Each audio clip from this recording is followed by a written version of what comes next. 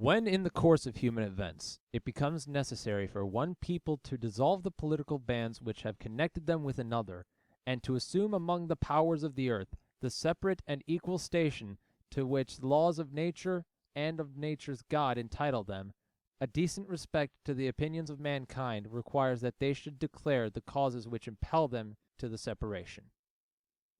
We hold these truths to be self-evident, that all men are created equal, that they are endowed by their Creator with certain unalienable rights, that among these are life, liberty, and the pursuit of happiness, that to secure these rights, governments are instituted among men, deriving their just powers from the consent of the governed,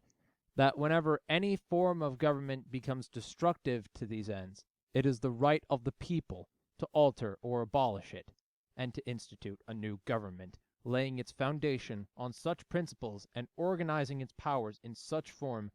as to them shall seem most likely to affect their safety and happiness.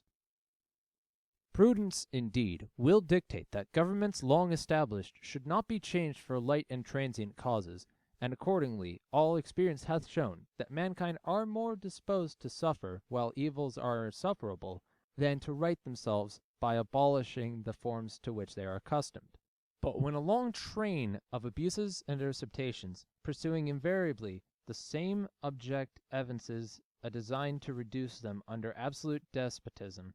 it is their right, it is their duty to throw off such government, and to provide new guards for their future security. Such has been the patient sufferance of these colonies, and such is now the necessity which constrains them to alter their former systems of government. The history of the present king of Great Britain is a history of repeated injuries and usurpations, all having in direct object the establishment of an absolute tyranny over these states. To prove this, let facts be submitted to a candid world. He has refused his assent to laws the most wholesome and necessary for the public good. He has forbidden his governors to pass laws of immediate and pressing importance, unless suspended in their operation till his assent should be obtained, and when so suspended, he has utterly neglected to attend to them.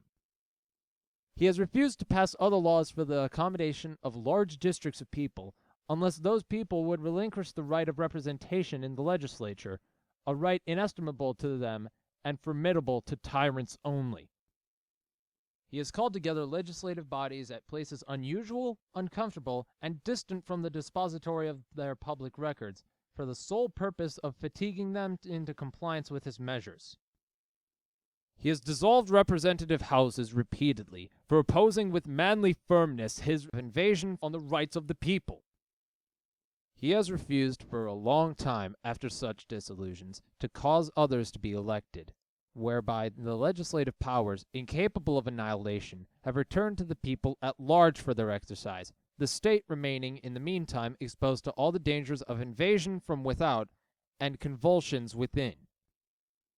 He has endeavored to prevent the population of these states, for that purpose obstructing the laws for naturalization of foreigners, refusing to pass others to encourage their migrations hither, and raising the conditions of new appropriations of lands.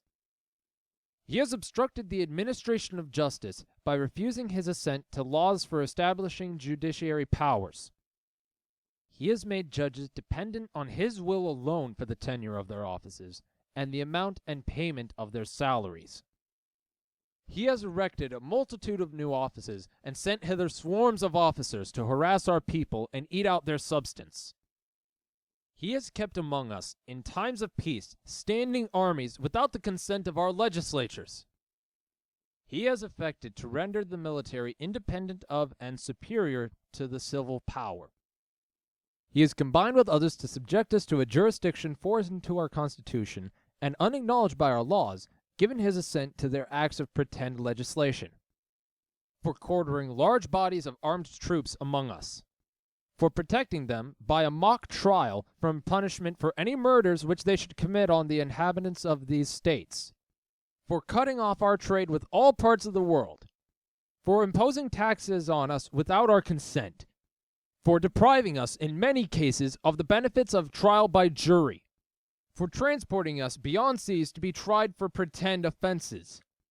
for abolishing the free system of English laws in a neighboring province, establishing therein an arbitrary government, and enlarging its boundaries so as to render it at once an example and fit instrument for introducing the same absolute rule into these colonies, for taking away our charters, abolishing our most valuable laws, and altering fundamentally the forms of our government,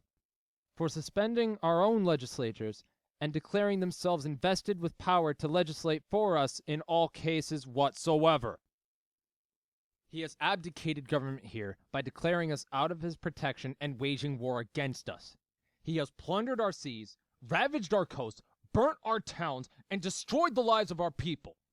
He is at this time transporting large armies of foreign mercenaries to complete the works of death, desolation, and tyranny, already begun with circumstances of cruelty and perfidly scarcely paralleled in the most barbarous ages and totally unworthy the head of a civilized nation.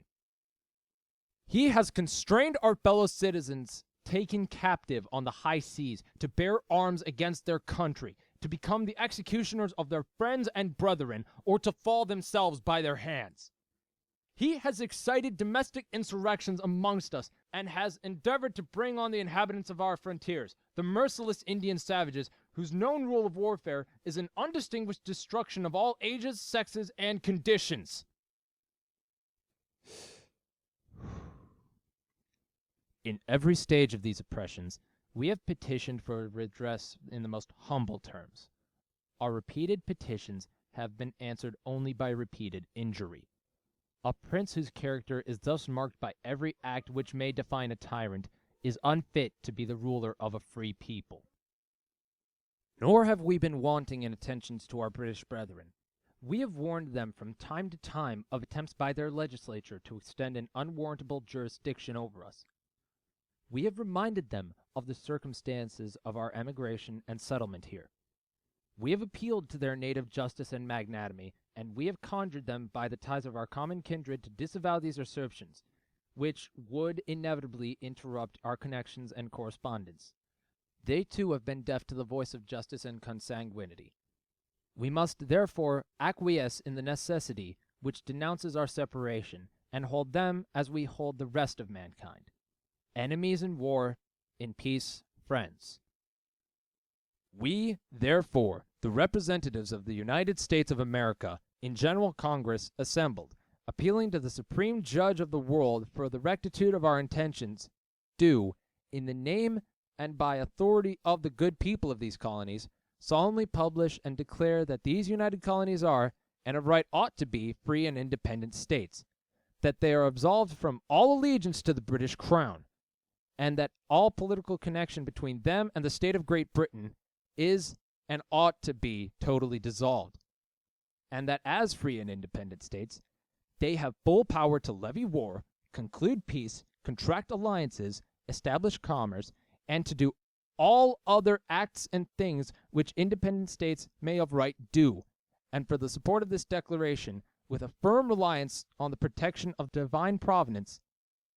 we mutually pledge to each other our lives, our fortunes, and our sacred honor.